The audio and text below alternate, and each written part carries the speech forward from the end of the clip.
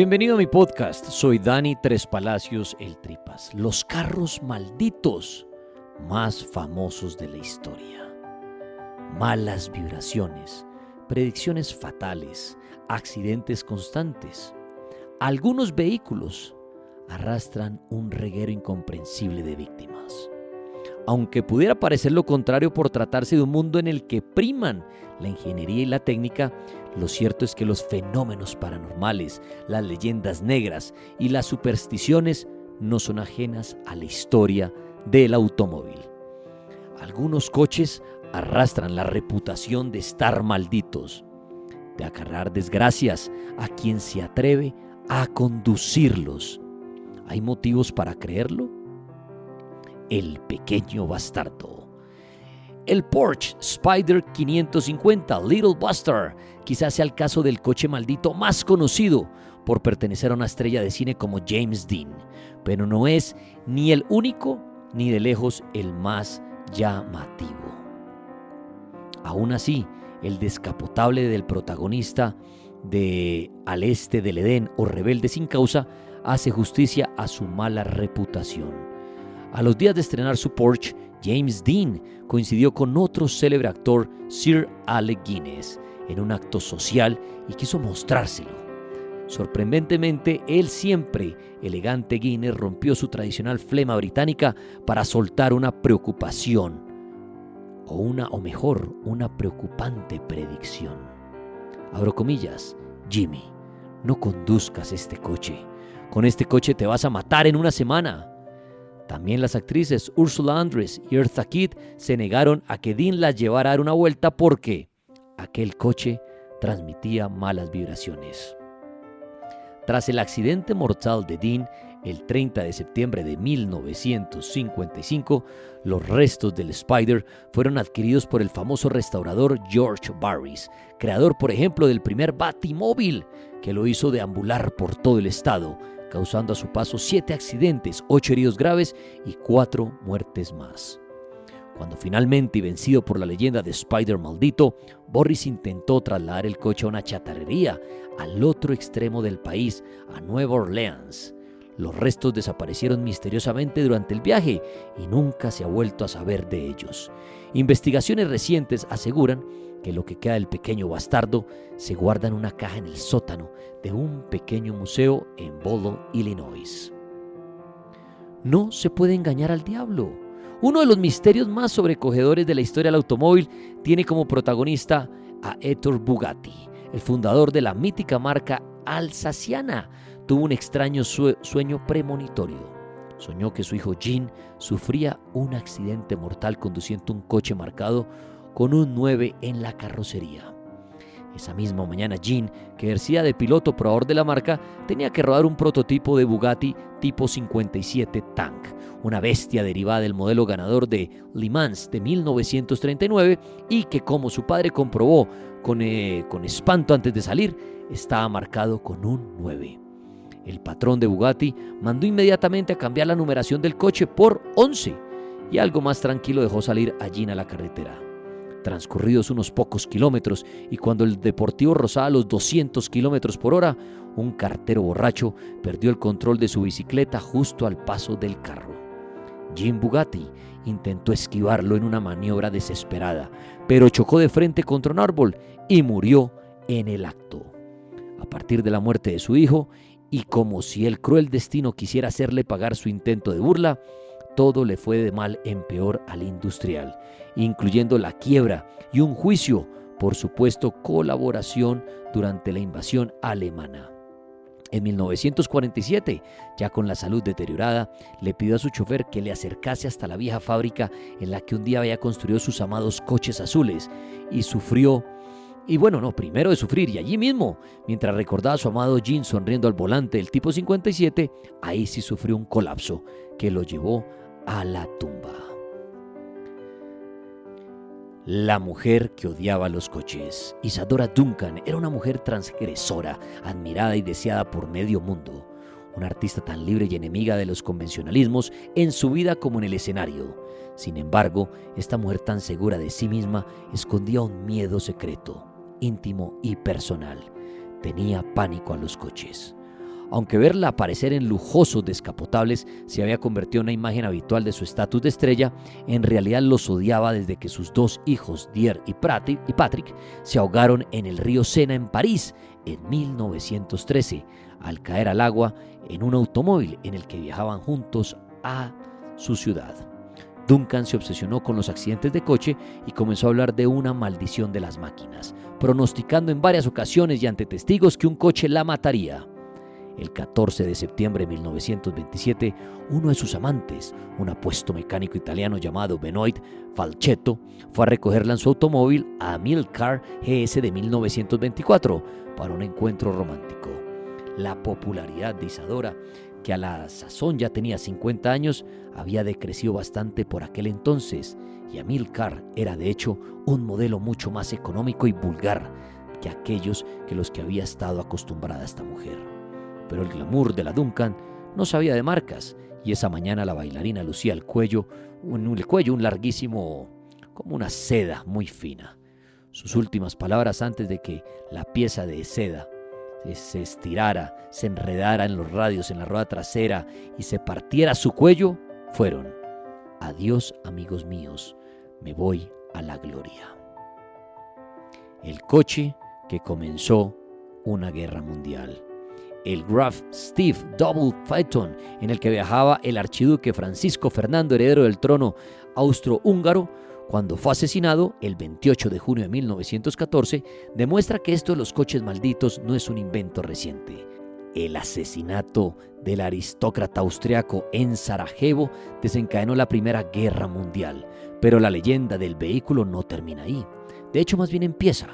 Todas las personas que tuvieron relación con el Graf Steve desde el magnicidio acabaron muertos o gravemente heridos. En los siguientes 12 años, el automóvil de Franz Ferdinand tuvo 6 accidentes y se cobró la vida de 13 conductores. Tras esta retahíla de muertes, entre las que hay suicidios, amputaciones, aplastamientos, la máquina maldita terminó en el Museo de Historia de Viena, pero incluso ahí su leyenda siguió creciendo. Aunque el edificio fue prácticamente arrasado por los bombarderos durante la Segunda Guerra Mundial, ni un solo cascote rayó la ya rayada pintura de Graf Steve. Y en ese mismo museo sigue exhibiéndose desde entonces. Nadie se ha atrevido a conducirlo nunca más. Una muerte satánica. Jane Mansfield fue siempre pura contradicción. Encasillada en el papel de rubia exuberante con pocas luces, era en realidad una mujer cultísima, con un consciente intelectual de 163, estudios universitarios, que hablaba 5 idiomas y podía recitar de memoria a Shakespeare. Probablemente esa misma curiosidad intelectual la llevó a entrar en contacto y a entablar una relación con Anton LaVey, fundador de la Iglesia de Satán. Una noche Jane presentó a LaVey a su nuevo amante, un atractivo abogado llamado Sam Brody, que hizo todo tipo de comentarios despectivos sobre las creencias y ritos del líder satanista. LaVey lanzó contra Sam Brody una implacable maldición. Esta noche has firmado tu sentencia de muerte. Desde este momento estás maldito y yo te anuncio que morirás este mismo año. Y añadió dirigiéndose a Jane Mansfield: y tú, apártate de él o la maldición te afectará a ti también. Tu amigo morirá en un accidente de coche y quien quiera que viaje con él perecerá también. A las 2:15 del 28 de junio de 1967, después de participar en un show, Jane Mansfield, Sam Brody y los hijos de la actriz se subieron en un enorme Buick Electra del 66 con destino a Nueva Orleans. La pareja ocupaba los asientos delanteros junto a un chofer y los niños dormían en los traseros. Pocos kilómetros después de iniciar el viaje, al salir de una curva ciega, el automóvil chocó de frente contra un camión de fumigación. El impacto arrancó el techo del coche y la cabeza de la bella actriz, que en aquel momento tenía 34 años. Todos los ocupantes de los asientos anteriores fallecieron en el acto. Los niños sobrevivieron sin un rasguño en los posteriores. Y una curiosidad, la niña es ahora una galardonada actriz, protagonista de la popular serie Ley y Orden. No olviden suscribirse a mi podcast en la plataforma favorita donde lo escuchen. Bueno, les traeré pronto más historias. Gracias por pasar por mi podcast. Soy Dani Tres Palacios, el Tripas.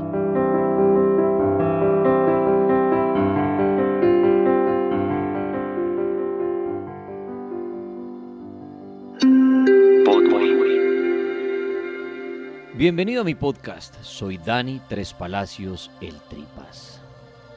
Los fantasmas de la cárcel del condado Old Monroe. Sí, la historia es interesante.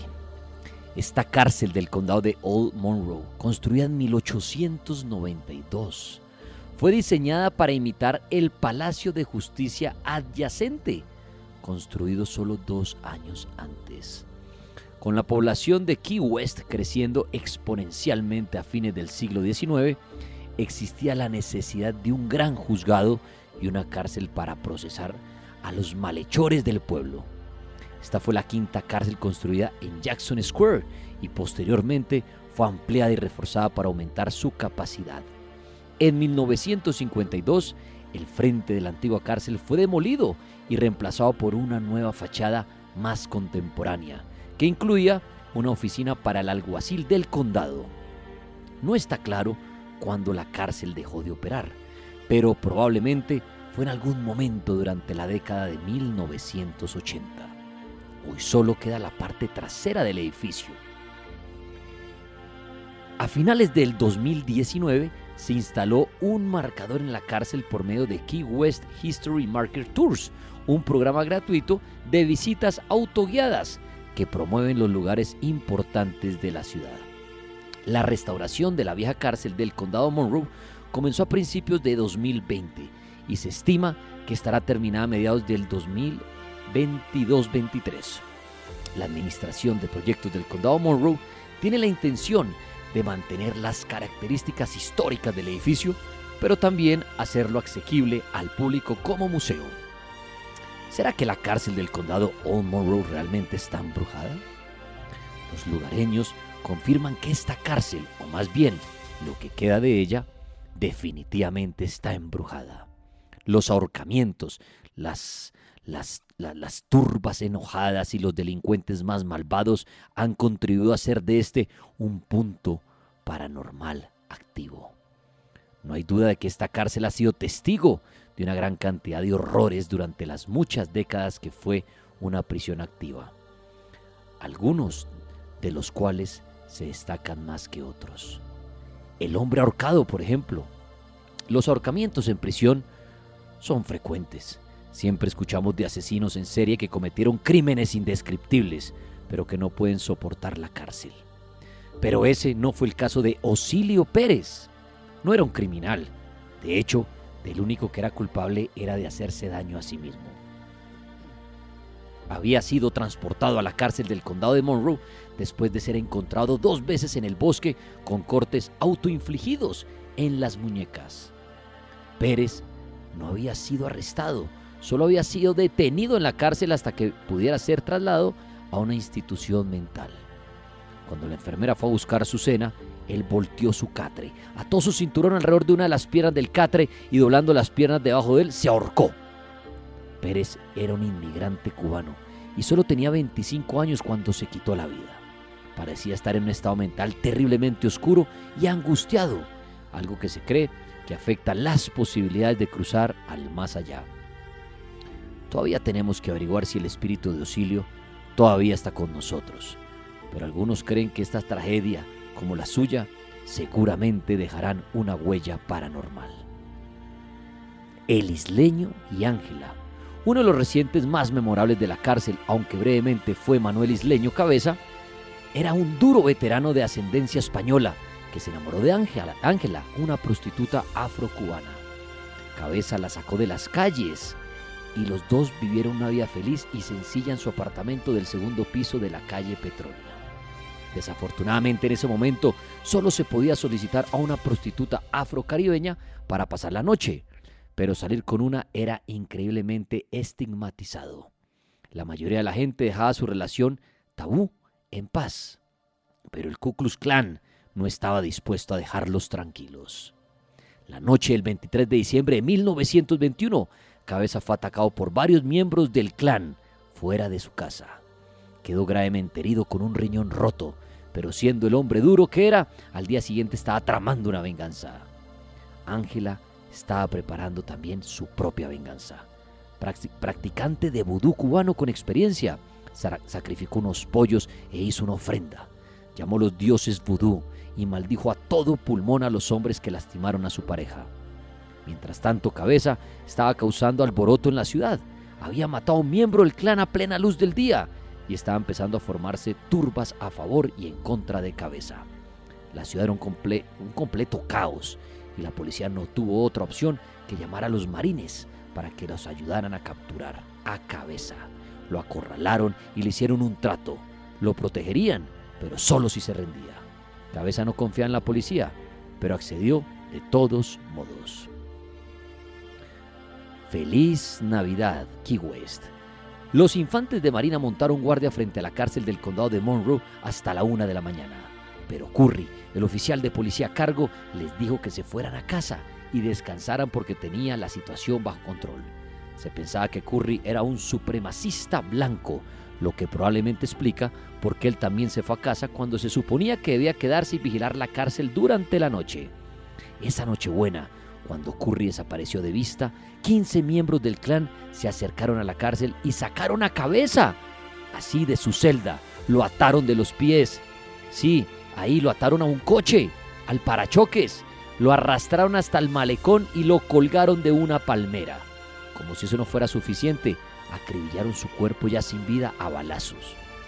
Durante mucho tiempo se pensó que el linchamiento de Manuel Cabeza no era más que una leyenda.